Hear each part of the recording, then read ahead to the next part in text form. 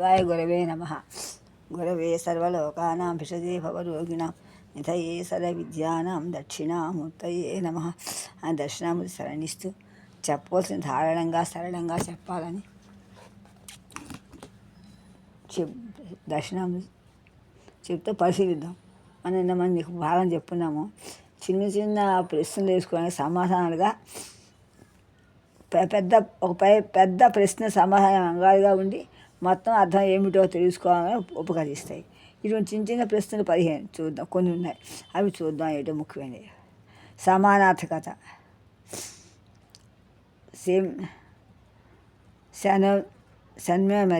శనమని భంగి అంతర వాక్యం అంటే ఏమిటి చూద్దాం. సమానమైన అర్థం కలిగి ఉండటమే సమానార్థకత. ఉదాహరణకి తల్లి, ఒక వ్యక్తికి ఆ వ్యక్తికి కన్న తల్లి స్త్రీ. అలాగే చచ్చిపోయిన వ్యక్తి శరీరం, పిడికంటే మూసింది. ఇలా జంట సమానార్థకాలు. ఈ జంట 2 పదాల భంగి అంతర వాక్యాలు చెప్పచ్చు. అర్థ సాదృశ్యం, అర్థభేదం, సెమెటిక్, అర్థభేదం, సెమెటిక్ డిఫరెన్సీ అంటే ఏమిటి? అత్త, పిన్ని, ఆవు, చెల్లెలు, నటి అనేవి విషయంలో అర్థసాదృశ్యం కలిగి. ఇవన్నీ స్త్రీవాచకాలు. అత్త, కుక్క, ఆకు, కొండ, బండి మొనవాటికి సిగ్గు, నవ్వు, సంతోషం, కోపం అనేవాటి మధ్య ఒక విషయంలో భేదం ఉంది. మొదటి సముదాయంలో మూర్తాలు, రెండో సముదాయం అర్థమూర్తి. అంటే ఏంటి? ఆకు, కొండ, కుక్క అవి అమూర్తాలు. మూర్తం ఉంది. కొండ బండి ఏముంది? ఆకారం ఉన్నాయి వాడికి. సంతోషం, కోపం, నవ్వు, సిగ్గువాడికి ఆకారాలు లేవు, అమూర్తాలు అవి. మొట్టమొదటి సముదాయంలో కుక్క, ఆకు, కొండ ఇవి మనకి మూర్తాలు కనిపిస్తున్నాయి. మూర్తాలు అమూర్తాలు మనకు చెప్పుకున్న ఊరికినే. ఇంకా ఉపరివర్గత, అంతర్వర్గత అంటే ఏంటంటే అవయవము, కాలు, ఇల్లు, పెంకుటిల్లు, మనిషి, పిల్లవాడు, పైదంటలో మొదటిది ఉపవర్గ. రెండవది అంతర్వర్గానికి చెందింది, అంతర్వర్గతాన్ని. అలా అర్థవర్తం అంటే అర్థ సంబంధం ఏంటి? డిఫరెన్స్ అన్నమాట. అర్థ సంబంధమేంటి అంటే సువాసన వేసే పువ్వు, అది అర్థవంతమేది. సువాసన వేసే చెట్టు పాట ఉంటుందా? లేదు. అందులో ఇలాగా ప్రతిదీ అర్థవంతమైన ఉదాహరణ చెప్పచ్చు. ఇలా డబ్బాలు ఖాళీ అవుతున్నాయా? దాంట్లో పెట్టినటువంటి సరుకులు అయిపోతున్నాయి. మనిషి సరుకు ఎందుకు పడుతున్నాయంటే మనిషి పడతాడా? ఇలా నీళ్ళలో ఖాళీ అవుతూ చచ్చిపోతున్నా అర్థం. బడగడు తలగిందుగా పడుతున్నాయంటే అర్థ సంగతి ఇలా చెప్పుకుంటుంటే ఇలాగా అర్థ సందిగ్ధత అంటే ఏంటో కొంచెం చెప్పుకోవడం. ఒక పదానికి, వాక్యానికి ఒకటి కన్నా ఎక్కువ అర్థాలు ఉంటే అది అర్థ సందిగ్ధత ఏర్పడుతుంది. అర్థ సందిగ్ధత కొన్ని చోట్ల సందర్భం వల్ల నివారించబడుతుంది. కానీ ఏ అర్థం ఉద్దేశించబడినది అన్నది సందర్భం వల్ల కూడా తెలియకపోతే అర్థ సందిగ్ధత అలాగే ఉంటుంది. చెట్టు, చెప్పు, అడుగు, కోళ్ళు, మంచం, కోళ్ళు, కూసే కోళ్ళు, ఇలాంటి పళ్ళు, ఒళ్ళు, చదువుకునే బళ్ళు, ఇలా కప్పు, కాఫీ ఇలా చూస్తే ఇన్ని పదాలు సందిగ్ధం పొందుతాయి. పళ్ళు రాలగొడతా, పళ్ళు రాలిపోతే కప్పు పడిపోయింది. వెళ్ళడం అక్కల విధంగా వస్తాయి, పళ్ళు రాలిపోతే రాలగొడతా అంటే ఈ వాక్య అర్థ సంగత ఉంది. ఇలా విషయాలు చాలా చర్చలో వస్తాయి. ఇంకా పెద్ద ప్రయోగాలు అంటే ఏమిటో 3 కాళ్ళు ముక్కాలు పీట, పెళ్ళి కాని కన్య. వాటిలో విశేషణ గురించి అర్థం విశేష్యమేలోని నిశ్చితమే ఉంది. 3 కాళ్ళు ఉన్న పీట అంటే ఇది ముక్కాలు పీట. అలాగే అంటాం. దాన్నే పెళ్లిగా స్త్రీ అంటే కన్య అంటాం. ఇలా విషయాలు అర్థపద ఎందుకంటే అక్కలే మాటలు. పెళ్లి కాని కన్య అనొచ్చు కదా, ముక్కాలు పీట అనొచ్చు కదా, ఎందుకు ఇలాగా 3 పీటని? ఇలా వివరణాత్మక సత్యం అంటే ఏమిటి? పెద్దవాడు చిన్నపిల్లలు కాదు అంటే మీ తల్లి, మీ అమ్మ గొడ్రాలు కాదు అంటే ఇన్ని కూడా చిన్నపిల్లల మాటలు వివరణంగా సత్యం అన్నమాట. అలా వంటి వాక్యాలు ఆఖ్యాత పదబంధం అర్థం కర్తృపదంగా అర్థంలోనే ఉంటాయి. అంటే ఈ వాక్యాలు సత్యాలు ఎల్లప్పుడూ ఉండేవి. వ్యతిరేకత అంటే సంటి పిల్లలు పెద్దవాళ్ళు, ధనవంతులు భేదవాళ్ళు. ఇలా వాక్యాలు ఉన్నాయనుకోండి. కర్తృపదబంధం అర్థానికి, ఆఖ్యాత పదబంధం అర్థానికి సరైనటువంటి పొత్తు లేపటం వల్ల వీటిలో వ్యతిరేకత ఉంది. అందువల్ల అసత్యాలు అని తెలుస్తుంది. ధనవంతులు భేదవాడే చాలా మంచివాడు, అది చంటి పిల్లలు పెద్దవాళ్ళ ఇలా చూసి అసత్యాన్ని ఇస్తాను. అర్థం తీసి సత్యాసత్యత అంటే ఏంటి? రాజుల మత్తుడు వారి సేవ నరకం తూచి రాశారు కదా, అలాగే తెలుగువాడు ఆరంభసురుడు, ఆడవాడు అసూయాపరుడు, ఇలాంటి వాక్యాలు అర్థం వల్ల మాత్రమే సత్యాలు కావు, అసత్యాలు కావు. సత్యాసత్యాలు ఒక స్థితిగతుల మీద ఆధారపడి ఉంటుంది. అందువల్ల వాక్య సంస్కృత అంటే చూద్దాం. శివయ్య బతికి ఉన్నాడు, శివయ్య బతికి ఉన్నాడు, శివ చచ్చిపోయాడు. ఒకే వ్యక్తి సృష్టించేటప్పుడు పై రెండు వాక్యాలు మొత్తంగా నిజం కావు కదా, అబద్ధము కాదు. ఏది నిజమే రెండో అబద్ధము ఏదో ఒకటి ఉండాలి కదా. ఇదే వాక్య సంస్కృతి అంటారు. అనుగతి, ఒక వాక్యం వల్ల ఇంకొక వాక్యం అనున్నితంగా చెప్తుంటే మాట్లాడుతుంటే ఈ రెండు వాక్యాలకు మధ్య అనుబంధాన్ని మధ్య సంబంధాన్ని అనుగతి అంటారు. ఆసియా దేశాలు భేద దేశాలు అంటే భేద దేశాలు ఉన్నాయా? ఇండియా భేద దేశం అనే వాక్యం స్ఫురిస్తుంది ఈ వాక్యం వల్ల. నా కారు ఎర్రది అనే వాక్యంలో కారు రంగుది, నా కారు రంగుది అనే వాక్యం కూడా కనిపిస్తుంది కదా. ఇలా ఆలోచిస్తుంటే పూర్వోద్దేశం ఒక వాక్యాన్ని ప్రయోగించడానికి ఆధారభూతమైన ఉద్దేశాలు కొన్ని ఉంటాయి. ఉదాహరణకి తాళంచెవి ఎక్కడుంది, తాళంచెవి ఎక్కడో ఉంటుంది. ఈ సత్యత్వం మీద ఆధారపడి ఉంది కనుక మొదటి రెండో వాక్యానికి పూర్వ ఉద్దేశం కూడా ఉంటుంది. ఆ ప్రశ్నకి సమాధానానికి సంబంధం ఎలాంటిది? కృష్ణుడు ఎప్పుడు వచ్చాడు? ఈ ప్రశ్న కృష్ణుడు ఎన్నో వచ్చాడు? కృష్ణుడు దీపావళి నాడు వచ్చాడు, కృష్ణుడు గంట క్రితం వచ్చాడు. ఇలా సమాధానం సరైనవి కాదు. కానీ రాముడికి మామిడి పళ్ళు ఇష్టం, రాముడు మా బావమరిది, భీముడు నిన్న వచ్చాడు, ఇచ్చారు. సరైన సమాధానాలు కావు. ఇవి సంబంధం ప్రశ్న సమాధానం ఇవే సమాధానం, సరిగ్గా సమాధానం అని చెప్తూ నిర్దిష్ట సమాధానం చెప్తున్నాం. విశిష్టం ఏంటి?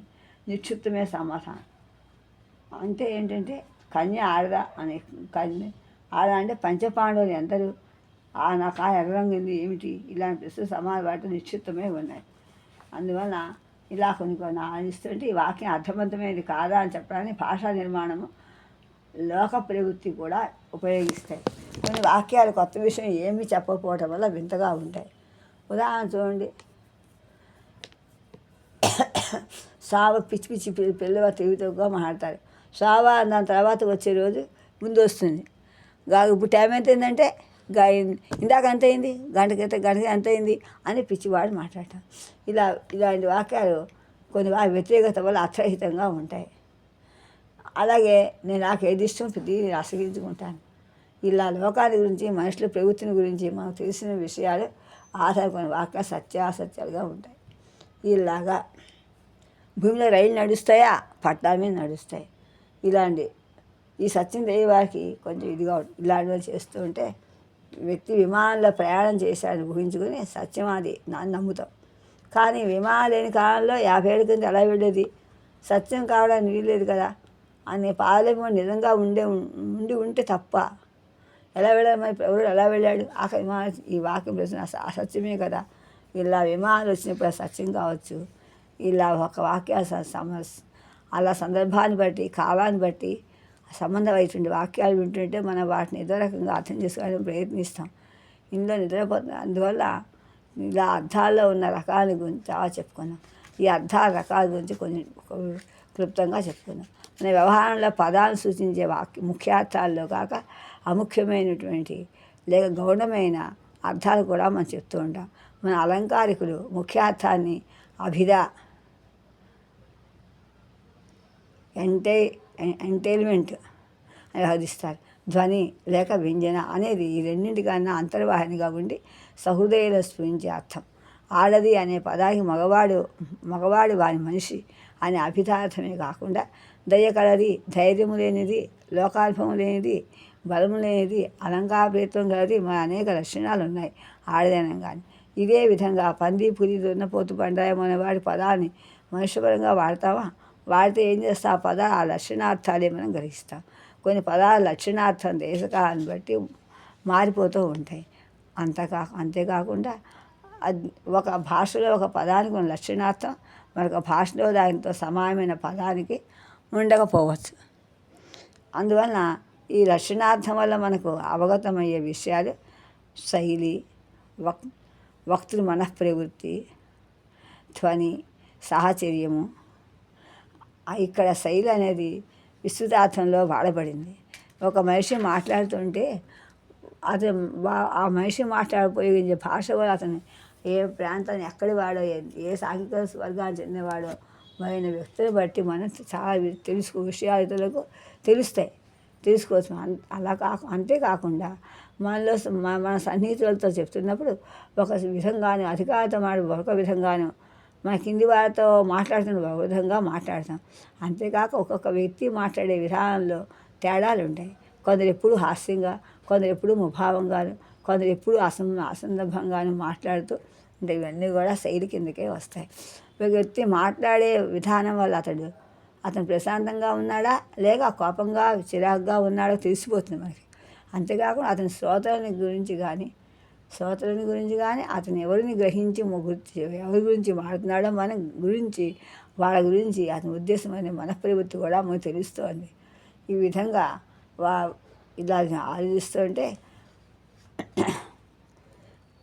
కొన్ని పదాభాషల సహజం దర్శనార్థం కూడా ఏర్పడుతుంది. కోతి చేష్టలు ఆ మాట అనగానే జ్ఞాపకం వస్తాయి. వేషాలు, 2 వేషాలు, వెకిలి వేషాలు, ఇలాంటి చోట అభిధార్థం పూర్తిగా నశించిపోతుంది. అందువలన అభిధారణ నశించి లక్షణార్థం మాత్రమే ఉంటుంది. కొన్ని సందర్భాల్లో మాడే మాటల వల్ల వక్త దేహస్థితి తెలుస్తుంది. ఒంట్లో బాగాలేని వారు నీరసంగా మాట్లాడటం కాకుండా అసంపూర్ణంగా వాక్యాలు ఉపయోగిస్తారు. రంప పట్టినప్పుడు అనునాసిక అక్షరాలు పలకవు. సాధారణంగా పిల్లల గొంతుకి, ఆడవారి గొంతుకి, మగవారి గొంతుకి భేదం కనిపిస్తూ ఉంటుంది. అంతేకాకుండా కొన్ని భాషల్లో ఆడవారి భాషకి మగవారి భాష కూడా భేదం ఉంటుంది. ఇటువంటి భాషల్లో మాడేది మగవాడు కూడా అనే విషయం, మగవాడు ఆడవాడు అనే విషయం కూడా మన వ్యక్తి వల్ల మనకి కనబడతాయి, భాష వల్ల గ్రహించవచ్చు. ఇలా ఆలోచిస్తూ ఉంటే ఈ వాక్య నిర్మాణ విధానంలో భేదం వల్ల అర్థంలో కొంచెం భేదం కనిపిస్తుంది.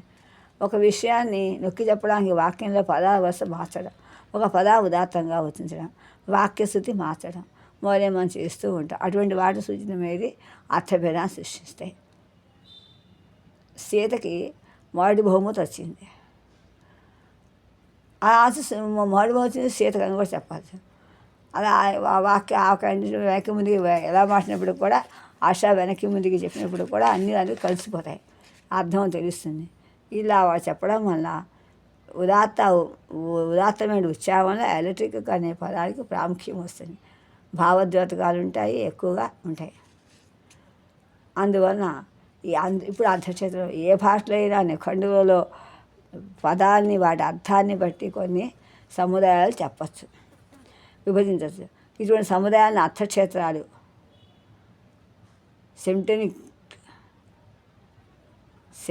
సెమిటిక్ ఫీల్డ్స్ అనొచ్చు.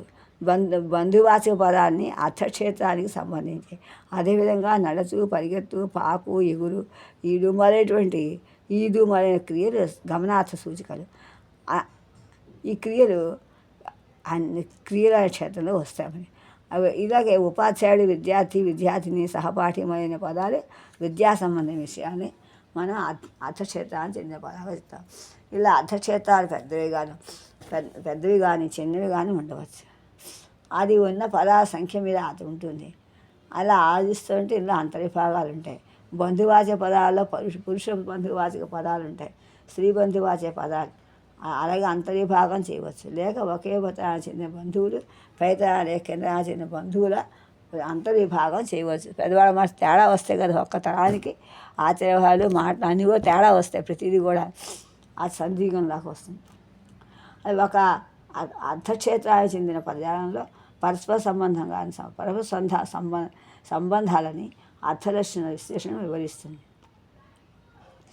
అర్థలక్షణ విశ్లేషణ అర్థ నిర్మాణ పరిశోధనలో చాలా ముఖ్యం. దీనివల్ల 2 ప్రయోజనాలు ఉంటాయి. అంటే దీనివల్ల భాషలో ఏది సాధువాక్యాలు, ఇది అసాధువాక్యాలు అనే విషయం మనకి తెలియడమే కాకుండా ఈ అర్థక్షేత్రంలో ఉన్న పరస్పర సంబంధం కూడా మనకు తెలుస్తుంది. అర్థలక్షణ నిర్మాణి వాక్య నిర్మాణానికి మధ్య ఉన్న సన్నిహిత సంబంధాన్ని మనం ఎత్తి చూపుతూ ఉంటుంది. ఇలా అర్థలక్షణాలు అంటే ఒక పదం మొత్తం అర్థంలో చిన్న చిన్న అంశాలు మనం చూసి ఉదాహరణ కింద కుక్క చెప్పుకున్నాం. అర్థలక్షణ ప్రాణిత్వం, మనుష్యత్వం మరియు అర్థపదాన్ని సమగ్రంగా నిర్వహించడానికి చెప్పడానికి వివరంగా వివరించడానికి అర్థలక్షణాలే కాకుండా సంబంధ లక్షణాలు కూడా రిలేషన్షిప్ కంప్లీట్ అనేటువంటివి కూడా అవసరం. అది కంప్లీట్ అండి.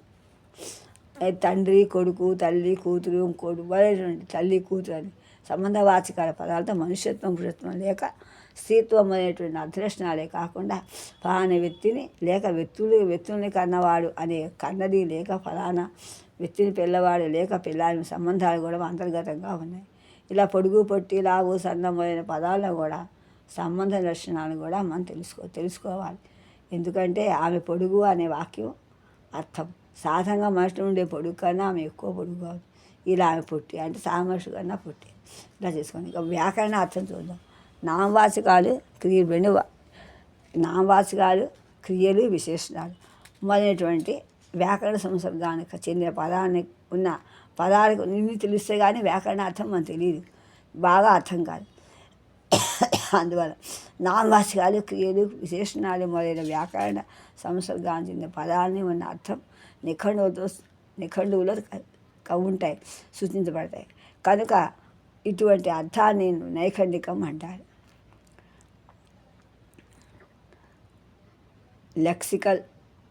లెక్సికల్ మీనింగ్స్ అంటారు అనొచ్చు. కానీ ఒక వాక్యాన్ని మొత్తంగా ఉన్న అర్థాన్ని తెలుసుకోవడానికి ఆ వాక్యంలో ఉన్న పదాలు నైకుంఠాలంటే నిఖండు అర్థం మాత్రమే తెలుసుకుంటే కాదు.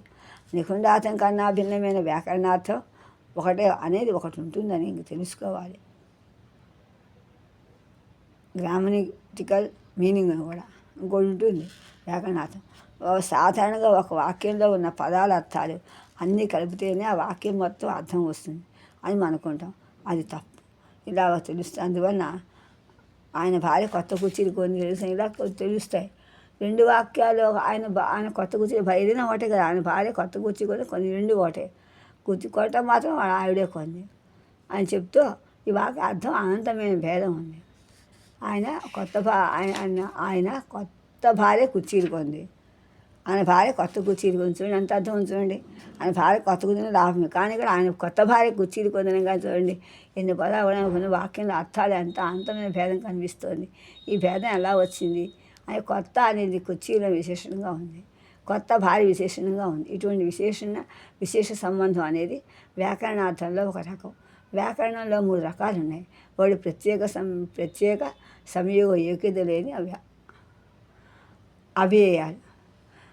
వాడే, ఓ వాడో, వాడా, వీడా అనేటువంటి ప్రత్యయాలు బహువచన ప్రత్యయం, విభక్తి ప్రత్యయం, కాల ప్రత్యయం మరేమి వీడికి ఉన్న అర్థం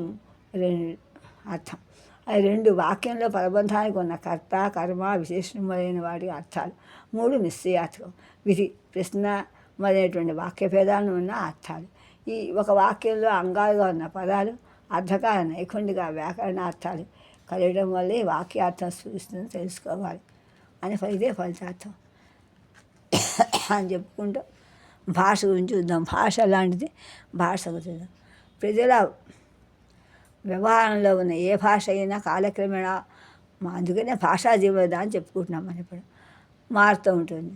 మన ఈ కాలంలో మాట్లాడే తెలుగుకి నన్నయ్య అది ప్రాచీన కవులతో వాడిన తెలుగుకి పదాల్లోనూ ప్రత్యయాల్లోనూ వాక్య నిర్మాణంలోనూ పదాల అర్థాల్లోనూ భేదం కనిపిస్తుంది. ఈ విషయం ప్రాచీన కావ్యాలు ఒక పద్యాన్ని ఇప్పటి భాషలోకి మార్చి రెండింటిని పోలి చూస్తే అర్థమవుతుంది.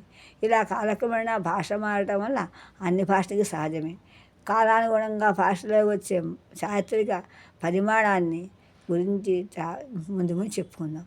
ఈ అధ్యాయంలో మనం ప్రస్తుతం భాష ఉండే భేదాల గురించి మనం చెప్పుకుందాం. ఒకే కాలంలో చిన్న భాషలో కూడా చాలా భేదాలు ఉన్నాయి. ఒక భాషను ఆ భాషా వ్యవహర్తలు అందరూ ఒకే రకంగా చెప్పరు, మాట్లాడరు. ఈ కాలం తెలుగు ప్రాచీన కాలం తెలుగు కన్నా భిన్నంగా ఉన్నా నిజానికి ఆ కాలంలో తెలుగు కూడా అందరూ ఒకే రకంగా మాట్లాడరు. భాషాలో ప్రాంతాన్ని అనుసరించి, కులాన్ని అనుసరించి, వృత్తిని అనుసరించి, విద్యార్హతను అనుసరించి వ్యక్తుల మధ్య భేదాలు ఉంటాయి. ఇంకా సూక్ష్మంగా చూస్తే ఒక వ్యక్తి వాడే భాషా సందర్భాన్ని అనుసరించి భేదాలు కనిపిస్తాయి. సభలో మాట్లాడేటప్పుడు వేదిక మీద ఉన్న వ్యక్తిని సూచించడానికి వారు అనే పదం, వారు చెప్పారు, వారు వచ్చారు ఇలా చెప్తాం మనం.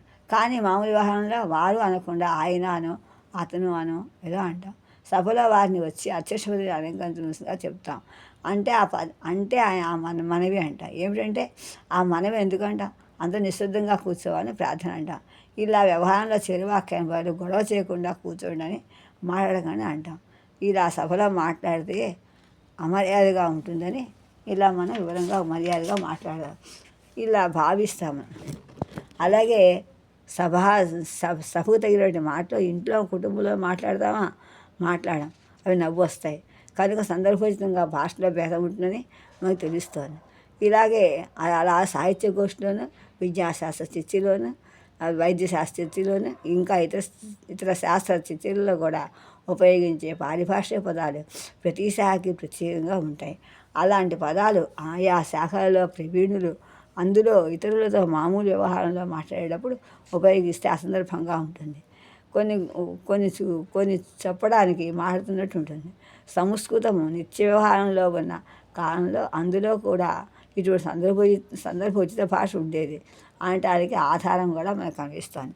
పతంజలి వ్యాకరణ మహాభాష్యంలో మామూలు వ్యవహారంలో ఉపయోగించే అపశబ్దాలు, ఉదాహరణగా అర్వాణ తర్వాణాలు అనే ఇద్దరు ఋషులు యద్వాన తద్వాన సాగు శబ్దాన్ని బదులు సాధారణ వ్యవహారంలో యర్వాణ తర్వాణ అనేవారని, కానీ యజ్ఞకర్మలో ఈ అపశబ్దాలని ప్రయోగించేవారు కాదని చెప్పారు. ఇలాంటి చాలా ఉన్నాయి. ఈ ఋషుల పేర్లు వారు ఉపయోగించే అపశబ్దాలను ఆధారంగా ఏర్పడ్డాయని స్పష్టం. యాజ్ఞేయ కర్మణి స నియమ అన్యత్ర నియమ ఏవం శ్రూయతే యర్వాణస్తర్వాణో నామ ఋషయ బహువు ప్రత్యక్షధర్మాణ పరాపరజ్ఞా విదిత వేదితవ్య అధిగత తథాతథ్యాః అధిగత యథాతథ్యాః తే తత్ర భవంతు యద్వానః తద్వానః ఇది ప్రయుక్తవ్యే యర్వాణస్తర్వాణః ఇది ప్రయుజ్యంతే. యాజ్ఞే పునః కర్మణి నాపభాషంతే. వ్యాకరణ మహాభాష్యం ఇది పంసాఖ్నికంలో ఉంది.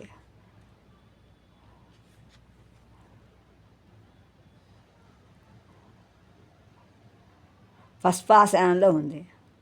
పస్పాశాఖ్నికం వ్యాకరణ మహాభాష్యంలో పస్పాశాఖ్నికంలో ఉంది.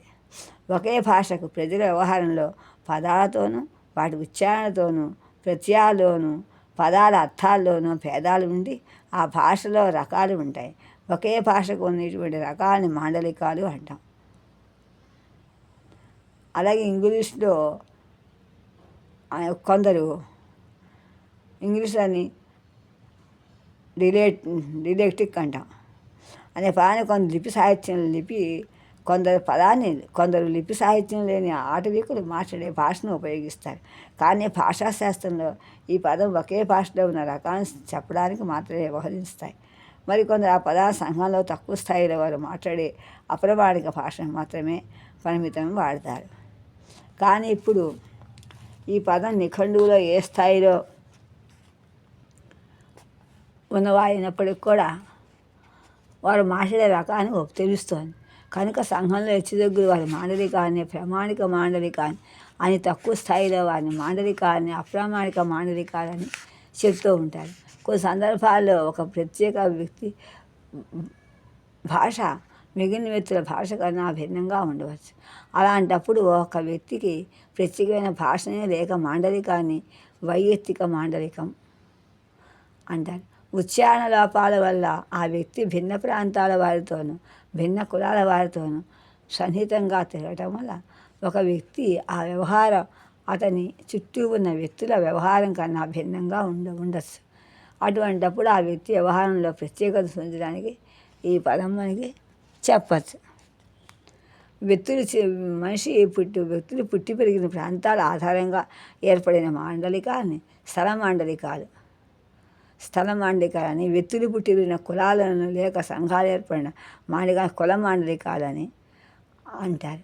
ఇలా ఈ 2 రకాల మాండలికాల గురించి మనం చెప్పుకుందాం. ఈ 2 కాకుండా భాషలో ప్రాచీన మాండలికం, ఆధునిక మాండలికం అనే విధంగా కాలాన్ని అనుసరించి కూడా మాండలిక భేదాలు ఉంటాయని ముందు ముందు చూద్దాం. కుల మాండలిక, స్థల మాండలిక అనే రెండు రకాల యొక్క ఒక మాండలికాన్ని మరొక మాండలిక మధ్య భేదం ఎప్పుడూ మనం స్పష్టంగా అనుకోకూడదు ఉంటుందని. అందువల్ల స్థల మాండలికము మరొక స్థల మాండలికము కలిస్తే ప్రాంతంలో కొన్ని ఊళ్ళల్లో రెండు రకాల వ్యవహారాలు ఉంటాయి. అదేవిధంగా ఒక కులానికి చెందిన వ్యక్తి మరొక కులం వారితో సన్నిహితంగా మెలగటం వలన, లేక వారిలా మాట్లాడడం వలన, వారిలా మాట్లాడాలని ప్రయత్నించడం వలన, అలా ప్రయత్నిస్తే తన కులానికి చెందిన మాండలికం కాక ఇతర కులాల మాండలికాన్ని కూడా వ్యవహరిస్తూ ఉండొచ్చు.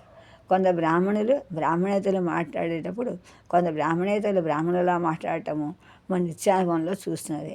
కానీ మొత్తం మీద చూస్తే స్థల మాండలికాలు అనేవి ఉన్నాయని మనకి స్పష్టంగా అర్థమవుతోంది. ఏ కులం వాళ్ళు అలా మాట్లాడటం. ఇంకా ఈ స్థల మాండలికాలు మనం చెప్పుకున్నాము. ఎక్కడెక్కడ ఏ ఊళ్ళో ఉన్నాయో చెప్పుకుంటున్నాము. కొనేడే పరిణామం వల్ల భాషలో కొత్త వ్యవహారంగా పరిమాణిక స్థలమానిక చూస్తే ఉంది. మనం పుట్టి పెరిగిన కార్యక్రమంలో పట్టణాలకి గ్రామాలకు కూడా వెళ్తుంది. అలా వెళుతున్నప్పుడు వ్యాపించినప్పుడు అటువంటి అలా పొందిన వ్యాప్తి ఆ ముఖ్య పట్టణానికి రాకపోక సాధించడం వల్ల వినూత్న మనకే దొరుకుతుంది. ఈ రాకము అంతరాయం కలిగించే నదులు, పర్వతశ్రేణులమైన ఉన్న చోట వాటి ఒకవైపున ఉన్న రెండో వైపు ఉన్న వారితో నిస్సంబంధంతో కలిగినప్పుడు సాధ్యం కాదు. కనుక రెండు వైపుల వారి వ్యవహారాల భేదాలు చాలా ఉంటాయి. కనుక సాధారణంగా స్థల మాండలికాల ప్రకృతి సహజ అవరోధాలు కూడా ఉంటాయి. ఇలా రాజకీయమైన ఎల్లలు కూడా సీమలుగా ఉండొచ్చు. ఒకప్పుడు రాజకీయ పరిణామాలలో ఇటువంటి ఎల్లలు మారిన వాటి వల్ల ఏర్పడిన పాతకాల వ్యవహార భేదాలు చాలా కాలం ఉంటాయి. తెలుగుదేశంలో శ్రీకాకుళం, విశాఖపట్నం జిల్లాలు పూర్వకాలంలో కళింగ దేశంలో భాగంగా ఉండేది. శ్రీకాకుళం, విశాఖపట్నం జిల్లాలు పూర్వకాలంలో కళింగ దేశంలో భాగంగా ఉండేది. అందువల్ల భాష ఇప్పటికీ మిగిలిన ఆంధ్రదేశంలోని భాషల కన్నా విలక్షణంగా ఉంటుంది. దీనికి చూడండి. మాండలిక భేదాలు సామాన్యంలో యాసగా ఉంటారు. అందువల్ల భాష తేడా ఉంటుంది. విశాఖపట్నం వాళ్ళకి, తూర్పు వాళ్ళకి ఎప్పటి నుంచో వస్తుండే మాండలిక భేదాలు అంతగా లేని భాషలో క్రమక్రమంగా మాండలిక భేదాలు ఏర్పడి మరికొంత కాలానికి అవి భిన్న భాషలుగా మారుతాయి. మాండలిక భేదాలు ఏర్పడటానికి కారణం ప్రజా సముదాయాల మధ్య దూరం, అలాగే సంబంధ బాంధవ్య స్పందనటం అని మనం చెప్పు. ఇలా ఏర్పడిన మాండలికాలు ఇంకా చాలా వేటుగా విలక్షణంగా మార్పులకు లోనే ఒకరి మాండలికం మరొక మాండలికంగా అర్థం కాక పరస్పర అర్థగతి కూడా మనకి కోల్పోతాం. అటువంటిప్పుడు ప్రత్యేక భాషలు అవుతాయి. ఈ విధంగా మూల ఇండో యూరోపియన్ భాష, లాటిన్, గ్రీకు, సంస్కృతం మొదలైన భాషలుగా విడిపోయింది. ఇందువల్ల మూల ద్రావిడ భాష తమిళం, తెలుగు, కన్నడం, తెలుగు మొదలైన ద్రావిడ భాషలాగా విడిపోయింది. అలాగే సంస్కృతం తర్వాత కాలంలో హిందీ, బెంగాలీ, మరాఠీ, అస్సామీ, పంజాబీ, ఒరియా మొదలైన భాషలుగా విడిపోయింది. సంస్కృతం తర్వాత కాలంలో రెండు ప్రజా సముదాయాల భాషలు ఒకే భాష మాండలికాల లేక రెండు వేరు భాషల అని నిర్ణయం చాలా సులభం పని కావట్లేదు. ఇప్పుడు పరస్పర అర్థగతి ఉంటే వేరు భాషలు కావు. కనుక మాండలికాలు అవి సాధారణంగా అంటారు. కానీ అవి రాజకీయ సాంస్కృతిక కారణాల వల్ల పరస్పర అర్థావగతి ఉన్నవాడికి కూడా వేరువేరు భాషలుగా చెప్పడం జరుగుతుంది. ఇలా పరస్పరార్థగతి లేని వాటికి కూడా ఒకే భాషగా పఠించడం కూడా జరుగుతుంది. అందువలన ఈ పరస్పర అర్థ అవగతి ఉన్న డేనిష్, వార్వేజియన్ వేరువేరు భాషలు కానీ పరస్పరార్థ అవగతి లేని కంటోనీస్, మండారిన్స్ అనే రెండు చైనీస్ అనే ఒక భాషగానే పరిగణించబడుతున్నాయి. ఇప్పటికీ ఇంగ్లీషు మాతృభాషగా ఇంగ్లాండు, అమెరికాల వ్యవహారంగా ఉంది. ఇంగ్లీషు మాతృభాషగా ఇంగ్లాండు, అమెరికాల వ్యవహారంగా ఉంది. ఈ రెండు దేశాల లోపలే దీని స్థల మాండలిక అనేకం ఉన్నాయి. ఇంగ్లాండ్ భాషకి అమెరికా భాషకి మధ్య కొన్ని ముఖ్యమైన మాండలిక భేదాలు కూడా ఉన్నాయి. ఇంగ్లాండ్ భాషలో ప్రశ్న వాక్యాలు హ్యావ్ అనే క్రియకు కర్త ముందు స్థానానికి వస్తుంది. హెవెన్ నాట్ యూ ఎనీ అని అమెరికా భాష దీనికి బదులు do not you have any అని అంటారు. ఈ రెండింటి పదాల్లో ఉన్న భేదాలు కూడా మనం ఇలా వస్తుంది. ఇలా చూస్తుంటే అమెరికాకి ఇంగ్లాండ్ కూడా సమాన అర్థ భేదాలు కనిపించకుండా ఉంటాయి. అలా తెలుగులో 4 భాషా మాండలికాలు ఉన్నాయని వృత్తిపద వృత్తిపద పరిశోధన తెలుస్తుంది భద్రరాజు కృష్ణమూర్తి గారు చెప్పారు. అందువల్ల ఇలాగా ఆయన భద్రరాజు తిరుమూర్తి గారు తెలుగు భాష చరిత్ర ఆంధ్రప్రదేశ్ సాహిత్య అకాడమీలో 1979లో రాశారు. పూర్వమండలం అని, కళింగ దేశం అని, శ్రీకాకుళం విశాఖపట్నం జిల్లాలని, దక్షిణమైన రాయలసీమ నెల్లూరు ప్రకాశం జిల్లాలు, ఉత్తర మండలం తెలంగాణ మహబూబ్ నగర్, ఖమ్మం జిల్లాలో, కోస్తా రాయలసీమలను అనుకుని ఉన్న తాలూకాలు ఆయా భాషలో మండలాలు కలుస్తాయని రాశారు. మధ్య మండలం అంటే ఉభయ గోదావరి జిల్లా, గుంటూరు కృష్ణా జిల్లాలు. ఇలా పై గ్రంథంలో ఉన్నటువంటి బద్రిరాజు కృష్ణమూర్తి గారు ఇలా 398 పేజీల గురించి 99 ఆయన రాశారు. పూర్వమండలంలో ఒక ఉదాహరణ చెప్పుకున్నాం. పూర్వంలో మోట అంటే పూర్వమండలో మోట, దక్షిణమండలో కపిల, ఉత్తరమండలో మోట రెండు మంచిది. కపిల అర్థం వస్తుంది దక్షిణమండలో వచ్చింది. నాగలి, నాగలి ఇలా పేడ, పెండ, ఆనపకాయ, సొరకాయ, అనింగికాయ, సారకాయ అని. గోంగూర, గోగాకు, పుండికూర, పుంటికూర అలాగా. గాబు, కలుపు. గుణపం, గడ్డపార, గడారు, గడ్డపార, గడ్డి పొరుగు, గడ్డపార. ఇలా కొన్ని చాలా ఉన్నాయి. ప్రాచీన కాలంలో పూర్వమండలాలు కళింగ దేశం చేరి ఉండటం వల్ల విలక్షణమైన పదాలు ఉన్నాయి. పూజు, కాడి, ఉండ, చక్రం, కాలు, కలుపు, మైన, దువ్వెన మొదలైన కాకతీయులు మహమ్మదీ పరిపాలన తెలంగాణ ఉర్దూ పదాల ప్రాబల్యమే కాకుండా కొన్ని విలక్షణమైన దేశ పదాలు కూడా ఉన్నాయి. దుబ్బనేల అంటే సన్నటి తీసుకొని అనమాట. పుంటికూర, గోంగూర.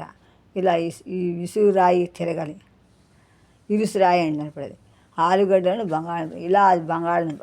ఇలా మనకి పూర్వమండలంలో ఎడారి పదాదిలో లకారం నకారంగా మారటం ఒక ప్రత్యేకం. అలాగే లేదు, లాభం పూర్వమండలంలో మరొక విశేషం అంటాం. తింటాం వంటి వాటిల్లో టకారం బదులు టకారం తింటాం అని ఉంటాం. చిన్నపిల్లలు కూడా తింటాం అంటారు. తింటాం చిన్నపిల్లలు కూడా ఏమంటారు? తింటాం రాదు వాళ్ళకి. తింటాం తేతాం అంటుంటారు. భూతకాలిక ప్రియుల భేదం మాండికాలకి ఒక చక్కని ఉదాహరణ.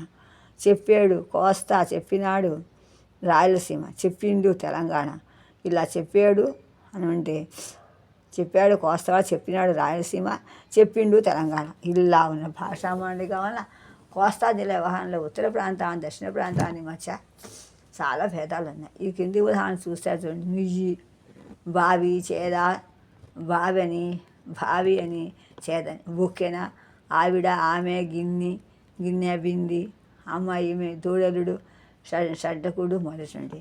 రాయలసీమ వ్యవహారంలో 200 అంటే 200 అన్నమాట.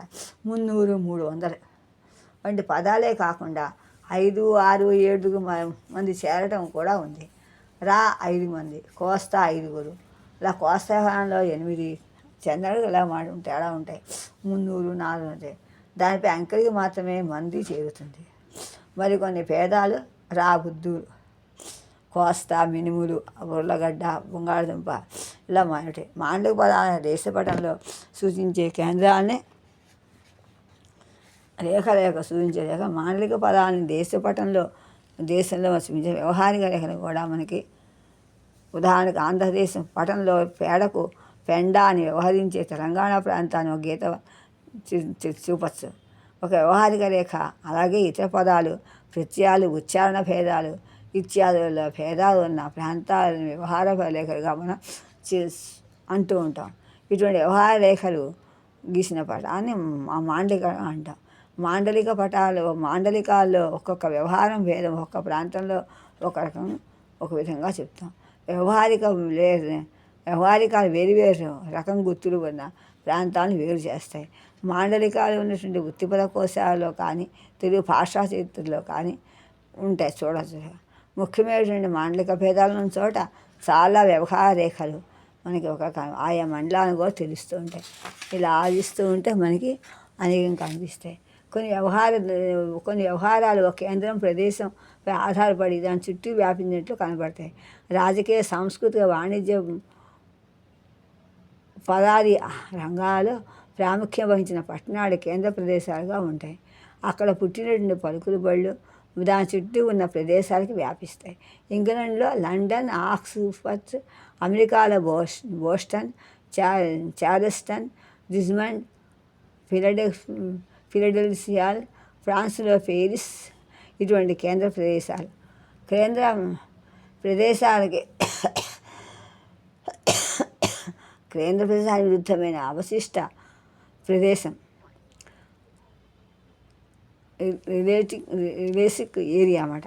మారుమూల చోట్లు కేంద్ర ప్రదేశాలు నిత్య సంబంధం లేకపోవడం వల్ల వాటిలో కొన్ని మార్పుల వల్ల ప్రభావితం కాక ప్రాచీన వ్యవహారంలో వీలైనంత వరకు తక్కువ మార్పులతో నిలుపుకుంటూ మిగిలిపోతాయి. ఇటువంటి మారుమూల ప్రదేశాలు అవశిష్ట ప్రదేశాలు అంటారు. ఇవి దేశపు సరిహద్దుల ఇతర ప్రాంతాల్లో సంబంధం లేని ప్రాంతాలుగా ఉంటాయి. అవశిష్ట ప్రదేశాల్లో ప్రాచీన కాల పలుకుబడి మిగిలి ఉంటాయి. ఉదాహరణకి రాయలసీమలో ఇన్నూరు, మున్నూరు అనే పదాలు ఎక్కువ వింటూ ఉంటాం. కొన్ని ప్రదేశాల్లో భిన్న కేంద్ర ప్రదేశాల ప్రభావానికి లోనవుతూ ఒక్క కేంద్ర ప్రదేశానికి ప్రత్యేకంగా చెందకుండా ఉండొచ్చు. ఇటువంటి దాన్ని మిశ్ర వ్యవహార ప్రదేశము అంటాం. కృష్ణా గోదావరి మధ్య ప్రదేశం ప్రతి మాట వ్యవహారంలోనూ మిగిలిన 3 మండలాల్లో ఏదో ఒక దాంతో కలుస్తూ ఉండటం వల్ల దాన్ని మిశ్ర వ్యవహారిక ప్రదేశము అని భద్రరాజుగా చెప్పారు, అభిప్రాయం పెట్టారు. అలా కులమాండిగా చూడండి, ఒక సంఘంలో ప్రజలలో ఉన్న అంతస్తుల భేదం వారు మాట్లాడే భాషలో ప్రతిబింబితమవుతుంది. ఈ అంతస్తుల భేదం భారతదేశంలో వర్ణాలు కులాలు అనే విధంగా ఉంది. వర్ణభేదం లేని పాశ్చాత్య దేశాల్లో వృత్తి, ధనం, ఇత్యాదులపై ఆధారపడిన దేశాలు ఉన్నాయి. కానీ మన దేశంలో వర్ణభేదం, వర్ణాంతర వివాహాలు ఇప్పటివరకు చాలా అరుదు. కనుక పాశ్చాత్య దేశాల్లో వర్ణభేదం కన్నా స్థిరంగా ఉంది. కనుక సంఘంలో అవాంతర భేదాల వల్ల భాషా వ్యవస్థలో ఏర్పడిన మార్పులను గురించిన పరిశోధన సంబంధాన్ని మన భాషాశాస్త్ర శాఖ సాంఘిక భాషాశాస్త్రం పేరు వచ్చింది. ఇలాగా ఇటీవల కాలంలో బాగా అభివృద్ధి చెందడం వల్ల మొదలుపెట్టిన ఇది ఇంతవరకు భాషాశాస్త్రజ్ఞులు ఉపేక్షించిన అంశాల మీద దృష్టి కేంద్రీకరించడం వల్ల ఇందులో పరిశోధన ఫలితాలు భాష పూర్ణ స్వభావాన్ని విశదీకరించేలాగా ఉన్నాయి. భాష మీద భౌగోళిక పరిసరాల ప్రభావము, ఆ సంఘంలో కుటుంబం యొక్క నిర్మాణము, ఆచార వ్యవహారాలు, కట్టుబాట్లు, మూఢనమ్మకాలు మొదలైనటువంటి వాటి ప్రభావం ఉంటాయి. మంచు ప్రదేశంలో వ్యవహరించే ఎస్కిమో భాషలో రకరకాల మంచుకి వేరు పేర్లు ఉన్నాయి. అడవుల్లో నివసించే వారి భాషలో రకరకాల చెట్లకు పేర్లు ఉంటాయి. మర్రి చెట్టు, తుమికి చెట్టు, మద్ది చెట్టు మొదలైనటువంటి చూసిన వారి సంఖ్య పట్టణాల్లో నివసించే వారిలో చాలా తక్కువగా ఉంటుంది. ఇది చాలామందికి పేరు కూడా పరిచయం తెలియకపోవచ్చు. మాంసాహారులు కాని వారికి రకరకాల చేపల పేర్లు, జంతువుల శరీర పేర్లు, భాగాల పేర్లు తెలియవు కదా. ఒంటెలకు సంబంధించిన అనేక పదాలు అరబిక్ భాషలో ఉన్నాయి, కానీ ఇతర భాషలో లేవు కదా. ఇలాగ ఒక ప్రాంతంలో ప్రాచీన కాలం నుంచి కూడా లేని జంతువులకి, పళ్ళకి ఆ ప్రాంతం భాషలో దేశీయ పదాలు ఉండవు. ఉదాహరణకి ఇంగ్లీష్లో మామిడి పండుకి దేశీయ పదం లేదు. అలాగే యాపిల్ పండుకి తెలుగు పదం లేదు. అలాగే అందున మరి ప్రతి భాషలో బంధువాసి పదాలు ఉంటాయి. ఆ భాష మాడే వారి సంఘంలో వివిధ బంధుత్వాన్ని గల సాన్నిధ్యాన్ని, ప్రాముఖ్యాన్ని కూడా సూచిస్తాయి. ఇంగ్లీష్లో బ్రదర్కి తుల్యంగా తెలుగులో అన్న, తమ్ముడు అనే 2 మాటలు, సిస్టర్ అనే తుల్యం అక్క, చెల్లి అనే 2 మాటలు ఉన్నాయి. తెలుగు వారు చాలా ముఖ్యమైన ఈ భేదం ఇంగ్లీష్ వారి ముఖ్యం కాదన్నమాట. అలాగే బాబయ్య, పెదనాన్న, మామయ్య కూడా ఇంగ్లీష్ వారికి అంకుల్ అవుతారు. పిన్ని, పెద్దమ్మ, అత్త కూడా ఇంగ్లీష్ వారికి ఆంటీ అవుతారు. అలా ఈ విధంగా కుటుంబ నిర్మాణంలో మార్పులు వస్తే భాషలో కూడా మార్పు వస్తుందని రష్యన్ చక్కగా ఉదాహరణ ఇచ్చింది. రష్యాలో పూర్వకాలంలో అవిభక్త కుటుంబాలు ఉండేవి. కానీ ఇటీవల విప్లవము, ప్రపంచ యుద్ధాలు, సమిష్టి వ్యవసాయం మొదలైన వాటి వల్ల పెద్ద కుటుంబాలు పోయి చిన్న కుటుంబాలు ఏర్పడ్డాయి. అందువల్ల భాషలో కూడా ఒకే మాటగా ఉన్నటువంటి కొన్ని బంధువాచక పదాలు పోయి వాటి స్థాయి 2-3 మాటలు కలిసాయి పదబంధాలు. చూడండి ఇందులోను షురిన్, బర్త్ రిజిష్ కొత్త పదం, బావమరిది, భార్య సోదరుడు. అలాగే నెవెస్కా, జాన్ మాస్టర్ సోదరుడు భార్య, వదిన మరదలు. అలాగే ఎరువో తోడుకోవడం. ఇలా వేర్వేరు కుటుంబాలు ఏర్పడడం వల్ల పై బాంధవ్యాల ప్రాముఖ్యం పోయి ఏకపదాల వ్యవహారంలో భ్రష్టమైపోయి తోడికోడలు అనే పదం ఇప్పుడు పదబంధం కూడా లేకపోవడం గమనించదగింది. ఒక్కళ్ళే కదా తోడికోడలే, ఎవరు లేదు. సాంఘిక నిర్మాణం బంధువాచక పదాల వల్ల కాకుండా బంధుభావాలే కాకుండా భాషల్లో ఇతర అంశాల వల్ల కూడా తెలుస్తుంది. మగవారు ఆడవారి కన్నా పైచేయిగా ఉండటం వల్ల లింగభేదం విమర్శించినప్పుడు మగవారికి సంబంధించిన పదాలే మనుష్యవాచకంగా వాడతాం. ఎప్పుడు అంత తక్కువ పని చెయ్యరు. అక్కడికి ఒక్కరూ రాలేదు. మగవారి ఆధిక్యం తెలియజేసే వ్యవహారం చాలా భాషలలో ఉండి నువ్వు, మీరు, వాడు, అతను, ఆయన, అది, ఆవిడ వంటి సర్వనామాల ఉపయోగం సాంఘిక భేదాలపై ఆధారపడి ఉన్నది. భాషలలో పదప్రయోగ విశేషం భాషలో ఇది కూడా ఉంది అనేది కూడా భాషలో పదప్రయోగ నిషేధం కూడా ఉంది. కొన్ని పదాలు కొన్ని సందర్భాల్లో వాడకూడదు అనేదే ఈ నిషేధం. అశ్లీల పదాలు సభలో వాడకూడదు. రాత్రిలో కొందరు సర్పము అనే మాట వాడరు. సర్పము అంటారు, దీనికి బదులు పురుగు అంటారు. సర్పము కరిచింది అంటారు, దాని బదులు పురుగు కరిచింది అంటారు. అలా కొందరు పగలు కూడా అంటారు. మసూచికం అనడానికి బదులు అమ్మవారు అంటారు. ఇలాగే ఆడవాళ్ళు కొందరు బియ్యం నిండుకున్నాయంట, పశువు నిండుకుంది అంటారు. వీరి ఉద్దేశంలో అయిపోయింది అర్థం, అయిపోయే అర్థం. అవి సగ్గులు వాడటం అమంగళకరం. దీపం ఆరిపోయింది అంటారు, కొండెక్కింది అంటాం. ఇలా పదప్రయోగ నిషేధం వల్ల కొన్ని భాషలో పదాలే నశించాయి. ఈ విధమైన నిషేధం ఒక భాష నుంచి మరొక భాషకు కూడా వ్యాపిస్తోంది. ఇలా వ్యాపించడం వల్ల దీనివల్ల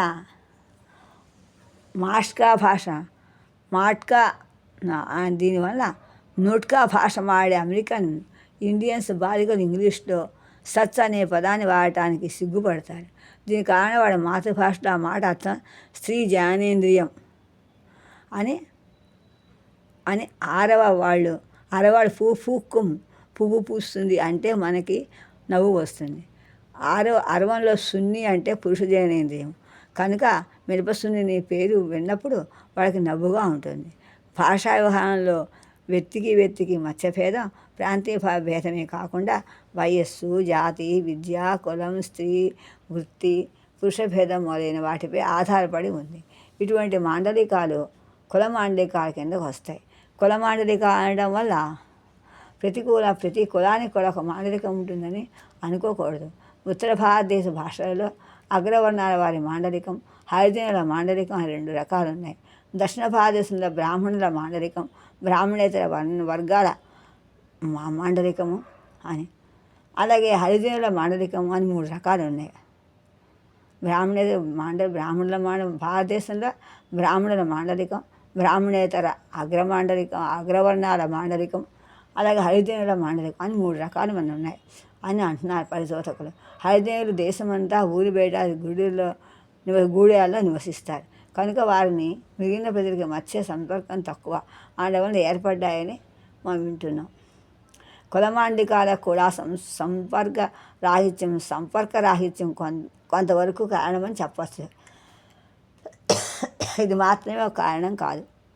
ఎందువలనంటే వేరు తెగల వారు దైనందిన కార్యక్రమాలు, వ్యవసాయం, పండుగలు, ఉత్సవాలు మొదలైన వాటిలో నిత్యం కలవటం ఉంది. అయితే వారి భాషల్లో ప్రత్యేకత నశించకుండా ఎందుకు మిగిలి ఉన్నాయంటే దీనికి కారణం ప్రత్యేకత ఎందుకున్నాయంటే ఒక తెగవారు తమలో ఐకమత్యాన్ని తమ ప్రత్యేకతని నిలుపుకోవాలని ఆకాంక్షే. తుడు భాషలో బ్రాహ్మణులు తమ మాండలికాన్ని తమ కులం వారితోనే ఉపయోగిస్తారు. ఇతరులతో మాట్లాడేటప్పుడు బ్రాహ్మణేతర మాండలికాన్ని ఉపయోగిస్తారు. అలాగే ఖండంలో హవ్యక బ్రాహ్మణులు మాండలికాలు ప్రమాణ కన్నడాన్ని భిన్నమైనది. దీనికి వారు తమలో తాము మాత్రమే ఉపయోగించుకుంటారు. ఇతర మాట్లాడేటప్పుడు ప్రమాణ కన్నడం ఉపయోగిస్తారు. అంతే కదా, ఏ దేశం ఆ దేశం మాట్లాడతారు. ఏది వాళ్ళ భాష వాళ్ళ ఇంట్లో మాడుకుంటారు. అదే మాతృభాష అంటాం. ఈ విధంగా ఆలోచిస్తుంది. తెలుగులో కుల మాండలికమైన ఇంకా చాలా ఇందులో బ్రాహ్మణ మాండలికానికి ఇతర మాండలికాల మధ్య భేదాలు ఉన్నాయి. బ్రాహ్మణ మాండలికమే ప్రమాణ మాండలికంగా చలామణి అవుతూ ఉండటం వల్ల విద్యావంతులైన ఇతరులు కూడా ఈ మాండలికాన్ని ఇంటా బయట కూడా వీలంతవరకు ఉపయోగిస్తారు. గోదావరి జిల్లాలో ప్రామాణిక భాషకి అప్రమాణ భాషగా భేదాలు కొన్ని ఉన్నాయి. చూడండి, ప్రమాణ భాష రండి, రాయింది అంటే అప్రమాణ భాష. కూర్చోండి, కూకో, చాలా వద్దే, వేగిరా, తొందరగా వేగే, వీళ్ళు నీరు, వేడి నీళ్ళు, ఉడుకు నీళ్ళు, సాయంత్రం సందేలా సందాల, రాత్రి మాపటికి, ఇంటి దగ్గర, ఇంటికాడ, ఈవేళ ఇయ్యాల, ఉంటుంది, ఉంటుంది, అవుతుంది, అవుదిలా కొన్ని పదాలు మన చాలా ఉన్నాయి. మధ్యాహ్నం, మధ్యేలా, అన్నం, కూడు, కూడు, ఊరగాయ, పచ్చడి, పెళ్ళి, పిల్లి, మాటరా, పెద్దవాడు, పెద్దోడు, పెద్దవాడు, పెద్దాడు, నాన్న, నాన్నగారు, అయ్యా, పోపు, తాలింపు, ఇలా భాషలో చకారం అప్రమాణ భాషలో సకారంగా మాట్లాడటం, మారటం, చింత, సింత, అలాగే పెళ్ళి, పెళ్ళులు, అవి అలా ఇలా ముందు వకారం లోపంలో వేడి కాస్త ఏడైంది, విను కాస్త ఇను అయింది. ఇటువంటి సర్వసాధారణ మార్పులు మనకు వచ్చాయి. ఇంగ్లీష్లో కూడా ఇలా సాంఖ్య భేదాలు కనిపిస్తున్నాయి. ఇంగ్లాండ్ ముఖ్య పంటమైన లండన్లో వృత్తి, విద్య, ధనం మొదలైన వాటి వల్ల ప్రముఖులైన 100 వర్గవాసి అనే వారి భాష ప్రమాణంగా వ్యాప్తి చెందింది. వాళ్ళ ఉచ్చారణ ప్రమాణ ఉచ్చారణ పేరు పొందింది. దీన్ని వాళ్ళు పిఆర్ అంటారు. దీన్ని వాళ్ళు ఆర్పి అంటారు. అంటే రెస్ట్రిక్టివ్డ్ ప్రొన్యూన్సియేషన్ అని అంటారు. ఈ ప్రమాణ భాషకి అప్రమాణ భాషకి గల భేదాలకు ఉదాహరణ ఇలా ఉన్నాయి. ఇలా వచ్చాం వల్ల ఇంగ్లాండ్కి అమెరికాకి మధ్య చాలా భేదాలు ఉన్నాయి. ఇంగ్లాండ్లో పదాంతంలోనూ సంయుక్తాక్షరాలు మొదట ఉన్న కారు, క్యారెట్ వంటి పదాల్లో ఉచ్చరించకపోవడం ప్రమాణం. దాన్ని మనం ఉచ్చరించేటప్పుడు మాండలికాలు హేళన గురి చేస్తాయి. కానీ న్యూయార్క్లో అటువంటి పదాలు ఉచ్చరించడం ప్రమాణం. దీన్ని ఉచ్చరించిన వారి భాషను అక్కడ అప్రమాణ మాండలిగా లెక్క పెడతారు. దీని కారణంగా ఆర్ని ఉచ్చరించేవారు ఇతర ప్రదేశాల నుంచి అధిక సంఖ్యలో వచ్చి న్యూయార్క్లో స్థిరపడడం అని అంటారు. దీనివల్ల ఏది ప్రమాణ భాష అనేది దేశకాల పరిస్థితిని బట్టి మనకి ఆధారపడి ఉంటుంది. ఇంగ్లీషు మాండలికాల ముఖ్యమైన భేదం తెల్లవారి భాషకి నీగోల భాషకి మధ్య ఉంది. నీగోలు కొన్ని తరాల క్రితం ఆఫ్రికా నుంచి వలస వచ్చి మొదట ఇంగ్లాండ్లోను, తర్వాత అక్కడి నుంచి అమెరికాకు వెళ్ళి స్థిరపడ్డారు. అమెరికాలో నీగోలు ఇంగ్లీష్లో కొన్ని ప్రత్యేకతలు ఉన్నాయి. సకారం ముందు ఏగా మాత్రం, పిన్, పెన్, ఇన్, తిన్, తెన్ అని. ఈ పదాంతంలోనూ అచ్చుల మధ్య కూడా రా లోపించడం. కార్ అదే పదాంత సంయుక్త హల్లులలో చివరి హల్లు లోపించడం. లోస్ట్ అని, అలాగే లాస్, డస్క్, డెస్, ఇలా ప్రథమ పురుష వచన వర్తమాన క్రియలో ఎస్ లేకపోవటం. హీ, గో, షీ, లైక్ అనేటువంటి పదాలు వచ్చాయి. అలాగే దా అంటారు. సంయోజక క్రియ అయినటువంటి బి ప్రయోగాభావం. షీ రియల్ నైస్ అని, she real nice.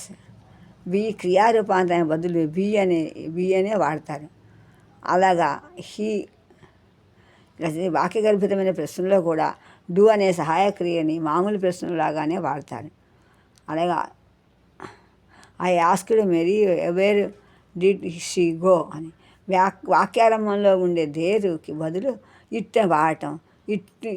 It's a boy in my class named Joy అనేటువంటి ఇలాంటి పదాలు మనకి వ్యతిరేక ఎలా ఉన్నప్పుడు నో బాడీ, నథింగ్ వంటి వ్యతిరేక పదాలు ఉన్నప్పుడు వాక్యం ప్రశ్న కాకపోయినా నాటంతో కూడిన సహాయక్రియ వాక్యాది రావటం. Cannot, nobody, do, nothing about it అని. ఈ పై ప్రత్యేకతలో కొన్ని తెల్లవారి మాండలికాలు ఉన్నాయి. ముఖ్యంగా దక్షిణ అమెరికాలో తెల్లవారి భాష నీగ్రోల భాషకి సాన్నిహిత్యం ఉంది. నీగ్రోల భాష చాలామంది దక్షిణ అమెరికా నుంచి ఉత్తర అమెరికాకు వచ్చి స్థిరపడ్డారు. నీగ్రో భాషలో కొన్ని ప్రత్యేకతలు ఇంగ్లాండ్లో ఉన్న భాషలు లేదని, ఇంగ్లాండ్లో ఉన్న మాండలికాలకు పోలిక ఉంటాయి. ఈ కారణం వల్ల నీగ్రోలకి మొదట్లో ప్రత్యేక భాష లేదని, ఆది కాలంలో వారి ఇంగ్లీషు కొన్ని భేదాలతో ఇంచుమించు ఆయా ప్రాంతాల్లో తెల్లవారి మాండలికాలే ఉండేదని, వారు తెల్లవారి నుంచి నేరుగా జీవిస్తూ ఉండటం వల్ల వారి మాండలికాలాగానే తెల్లవారి మాండలికాలు కూడా కాలక్రమేణా జీవిస్తూ ఉండటం వల్ల వారి మాండలికాన్ని తెల్లవారి మాండలికాలని కాలక్రమేణంగా భేదం ఎక్కువైపోయి భాషా శాస్త్రజ్ఞులు అంటున్నారు ఎక్కువైందని. వీరి మాండలికాలు వీరి పూర్వీకులు వాడిన అక్రఫికన్ భాషలైనటువంటి లక్షణాలు కూడా అక్కడక్కడ లేకుండా లేవున్నాయి. అందువల్ల నీగ్రోల ఉచ్చారణ అవయవాలతో లోపం వలన సరిగా మాట్లాడలేకపోవడం వలన ఏర్పడ్డాయని కొందరు అంటూ ఉంటారు. ఇది అశాస్త్రీయం, అసమంజసం. అలాగే నీగ్రోల భాషకు తెల్లవారి భాషలో భేదం లేదు అని చెప్పేవారి వాదం కూడా సత్యదూరమే అవుతుంది. ఇలా ఆలోచిస్తుంటే మనం ఇంకా ముందుకు వెళ్ళచ్చు. కొన్ని భాషల్లో స్త్రీల మాండిక, పురుష మాండిక అని చెప్పుకుందాం. మన తర్వాత విషయం మనం తర్వాత చెప్పుకుందాం.